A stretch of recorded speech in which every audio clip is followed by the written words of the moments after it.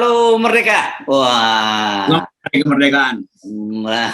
Ini kemerdekaan, terserah Anda mau menafsirkan apakah ini ulang tahun kemerdekaan ke-77 atau seperti Bung Rocky katanya yang kemerdekaan berhenti pada tahun 2022 karena undang-undangnya sudah ganti. Undang-undangnya sudah diamandemen.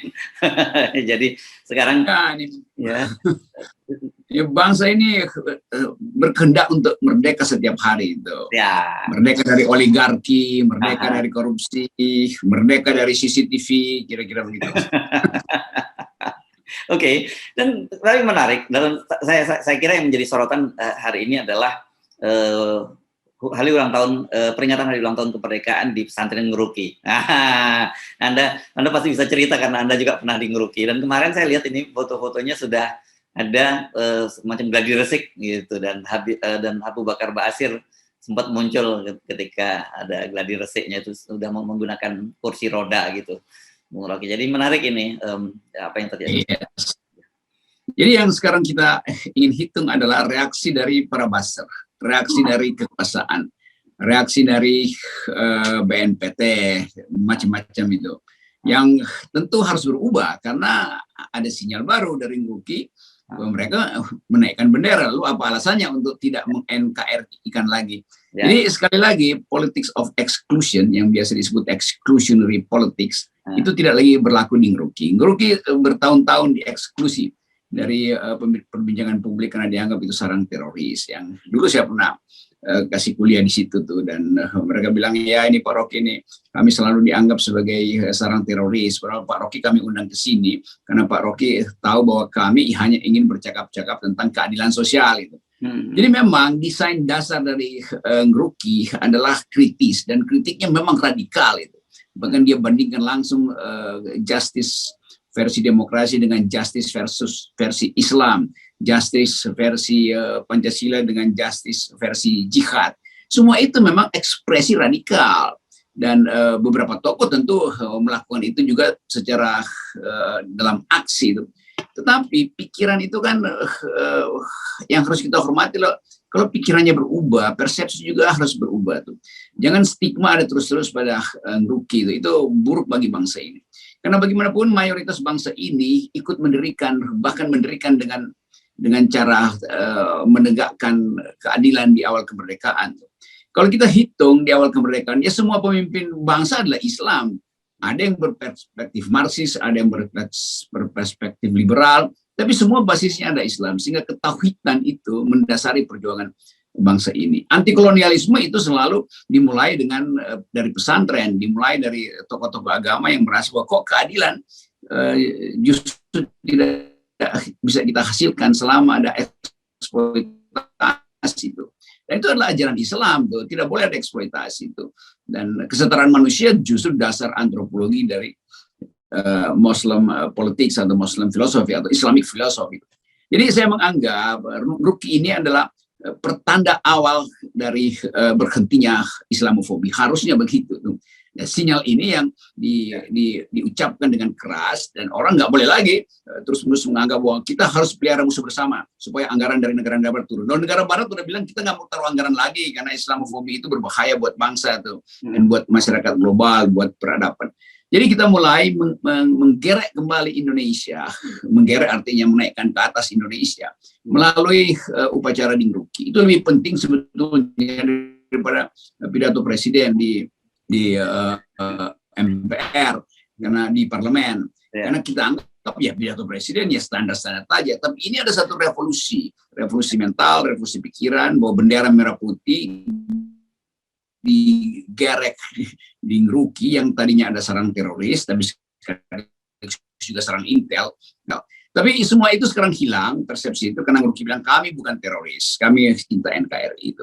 Bahwa pikiran Ngeruki tetap akan keras, tentu sama aja dengan pikiran FNN, keras karena melihat ketidakadilan. Jadi harus bedakan antara prinsip menegakkan keadilan dan kehendak untuk membatalkan pikiran karena menganggapnya. Jadi dirgahayu Indonesia, selamat datang upacara bendera di pesantren Ngeruki. Ya, Dan ini saya kira memang harusnya seperti Anda katakan tadi ya, Islamophobia harusnya hilang karena sekarang ini simbolnya pemerintah hadir. Di situ Menteri Menko Muhajirin yang hadir sebagai inspektur upacara gitu. Dan saya kira memang kita tahu seperti Anda katakan tadi, sekarang ini banyak jadi proyek saja soal Islamophobia. Harusnya memang harus dihentikan soal itu. Iya, itu juga proyek Buzzer. Buzzer tuh menghidupkan terus Islamofobia supaya oligarki kirim uang terus ke mereka. Jadi itu yang terjadi sebetulnya. Para pelindung Pak Jokowi justru menginginkan supaya Islamofobia jalan terus, agar supaya amplop-amplop kampanye jalan terus. Tapi itu kan menghina otak publik, menghina cara kita untuk membayangkan bahwa dunia ini sedang diasuh tanpa Islamofobia. Karena sinyal dunia adalah soal perdamaian, soal etika, tuh, soal lingkungan. Nah, buzzer-buzzer kita itu bukan buzzer kita, buzzer-buzzer mereka itu masih gentayangan untuk paling nggak ada amplop yang ya nggak usah 1 sentimeter tebalnya, paling nggak setengah sentimeter, udah berguna buat mereka bertahan hidup. Ini buzzer yang ingin bertahan hidup dari memprovokasi Islamofobia itu masih beredar itu TV-TV dan apa namanya nih YouTuber yang memang mau menjilat aja pada oligarki. Jadi amplop-amplop itu, amplop-amplop yang memecah belah bangsa itu justru diinginkan oleh para buzzer.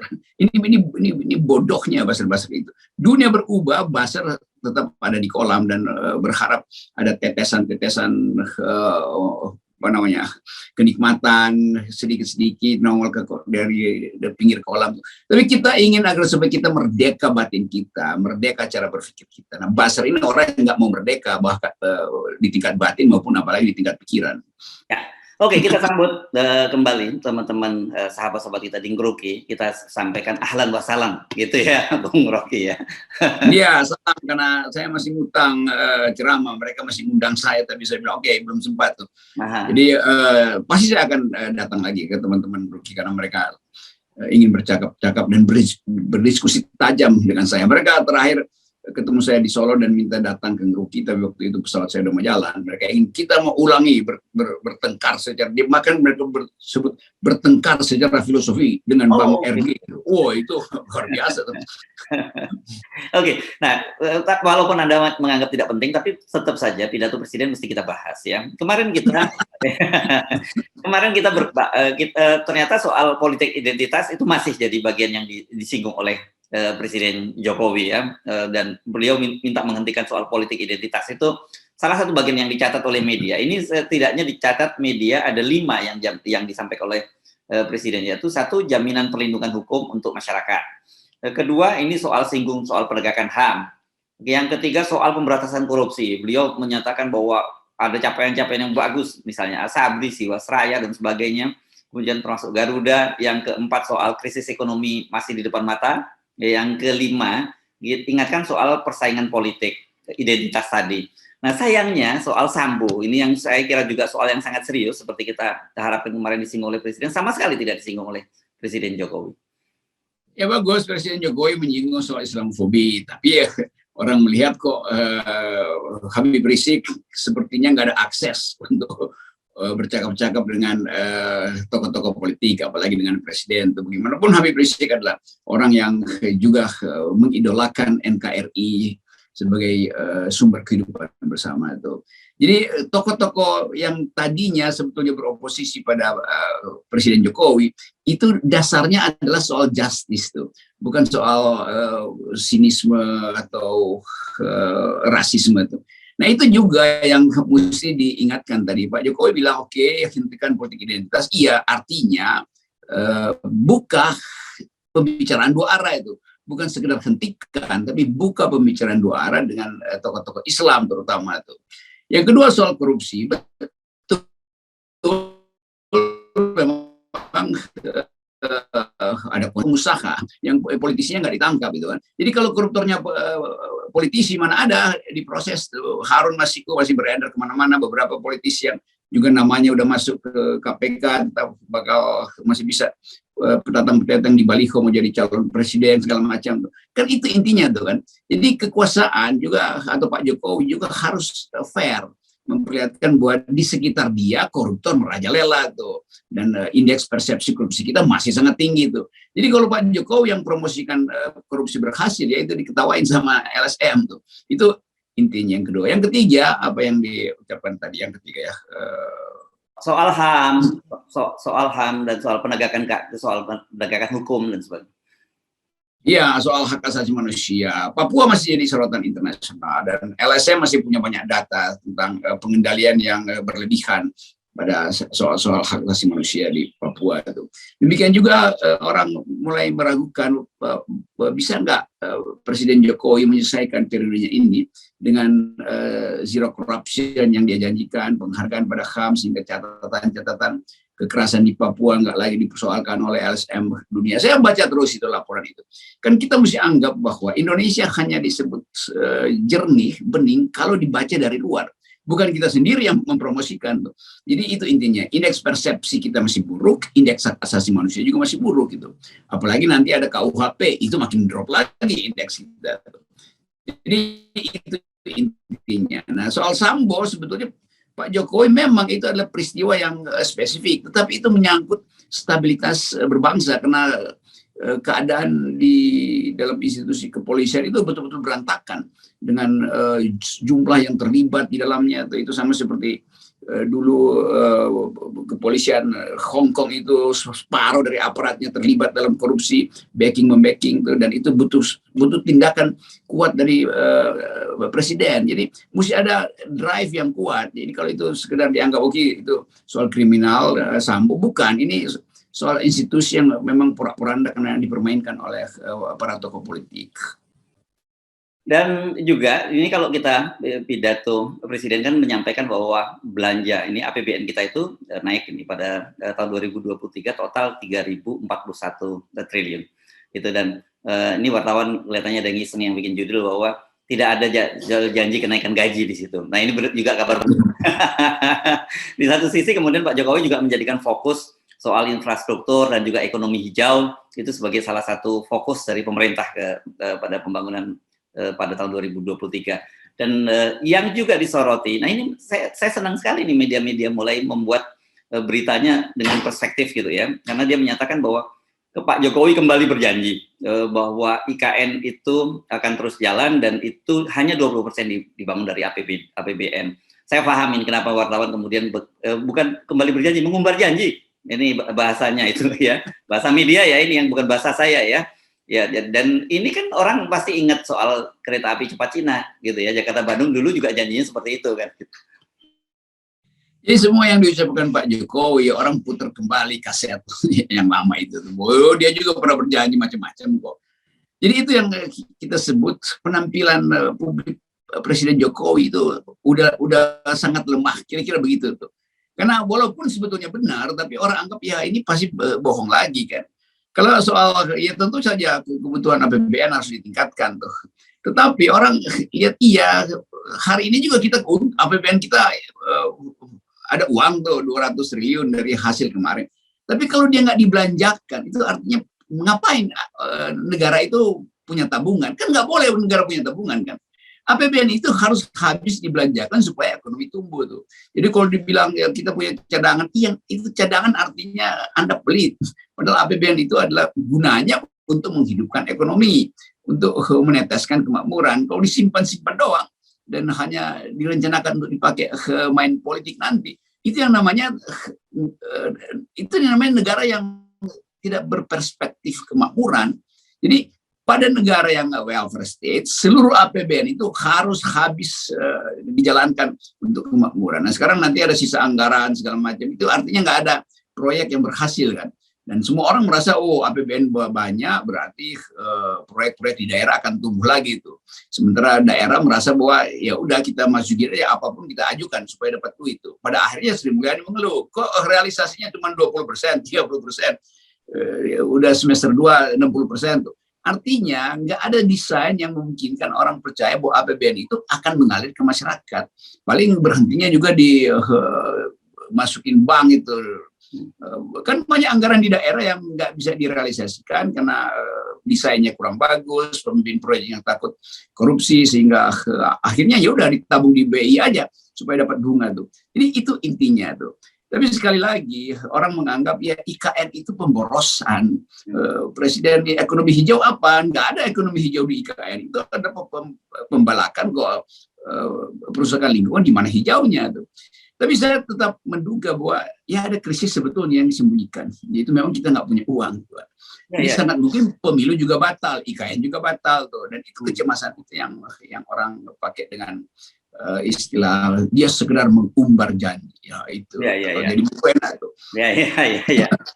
Dan yang anehnya kemudian Ketua MPR juga memberikan kepastian bahwa walaupun pemerintahan berganti nanti itu IKN pasti dilanjutkan. Tapi saya kira publik justru membaca terbalik itu. Kenapa mesti ada janji semacam itu? Karena kita tahu di mana berharap itu, dari mana berharap, katakanlah berharap dari Cina, katakanlah. Cina sekarang juga diambang krisis gitu ya. Kemarin bahkan sempat ada satu provinsi rakyatnya tidak bisa menarik uangnya di sana. Jadi serius. Dan Soros, saya baca-baca juga sejak awal tahun lalu sudah memperkirakan bahwa Cina itu diambang krisis, dan dampaknya pasti kalau diambang krisis itu kan juga pasti akan ke Indonesia juga. Gitu.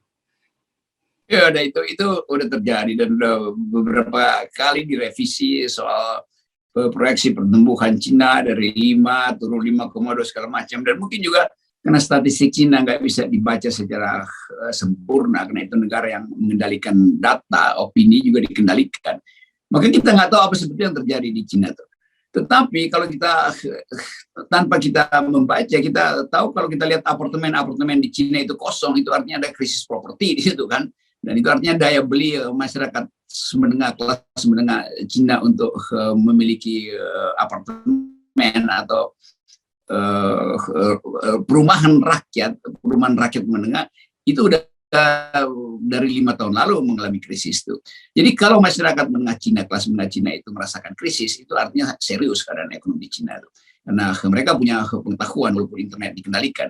Tapi bagian yang utama adalah Indonesia mau berharap apa dari Cina yang krisis itu. Mau ekspor nggak ada permintaan dari Cina, mau impor nggak ada produk dari Cina, kan itu intinya kan. Dan itu memang konsekuensi dari COVID, oke. Tapi juga itu konsekuensi dari keadaan perdagangan dunia yang memang lagi berupaya untuk mengisolir Cina tuh. Nah, Indonesia akan kena impact dari isolasi dunia itu tuh. Karena ketegangan Amerika dan Cina pasti untuk permulaan adalah menekan Cina secara ekonomi itu. Jadi soal-soal semacam itu yang di Cina itu pasti menjadi pemburukan di Indonesia. Demikian juga Cina udah wanti-wanti kita akan bayar kelebihan tagihan Indonesia soal kereta cepat. Ya masuk akal juga karena Cina merasa kok 30% ya anggaran kereta cepat itu melambung tuh. Jangan-jangan longsornya sengaja dibuat oleh pemerintah Indonesia sehingga Cina yang mesti tanggung longsor di sepanjang jalur itu kan. Kan itu intinya kan. Karena memang besar betul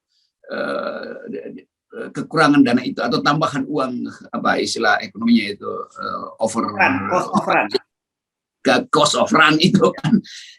Itu intinya. Jadi artinya ya bakal mangkrak juga kereta itu tuh. Kan Cina udah bilang dia nggak mau bayar, itu artinya Indonesia mesti cari sendiri uangnya tuh, artinya mangkrak 30%.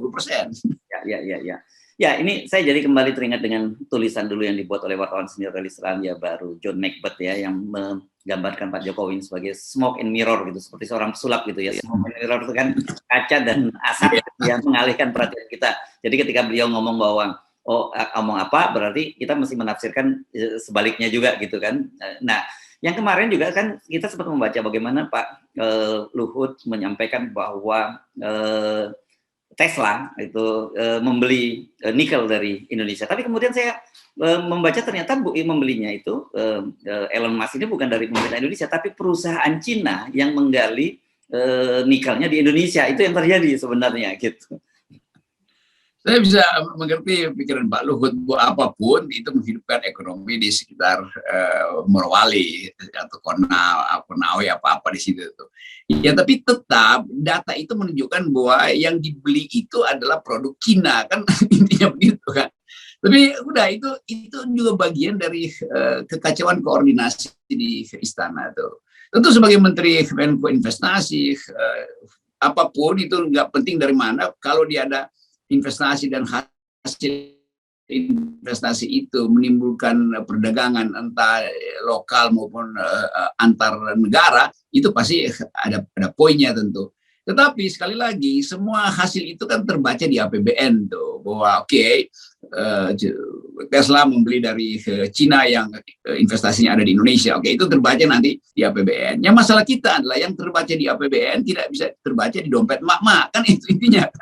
Jadi tetap itu soal kita adalah di situ tuh. Kalau memang itu menguntungkan apapun, mau semua perusahaan di Indonesia jual nikel dan kita dapat pajaknya dan pajaknya itu masuk ke dompet mama, ya oke, kita senang aja tuh. Tapi ini masalahnya tadi itu tinggal Rp20 dan mungkin ada mama yang memang di dompetnya itu masih ada 5 cm tebalnya, tapi isinya 10 ribuan, jadi nggak ada gunanya juga. Just statistic is stupid gitu. Iya, nah bagian-bagian itu yang mak-mak merasa ini statistik yang ditaruh pemerintah kok itu bohong semua nilainya tuh. Gitu.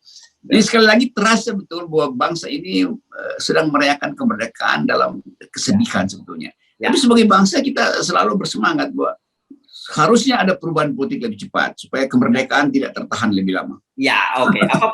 Apapun selamat merayakan hari kemerdekaan RI. Kemerdekaan itu akan semakin sempurna kalau kita mulai dengan 0%. 0%. Mantap kan.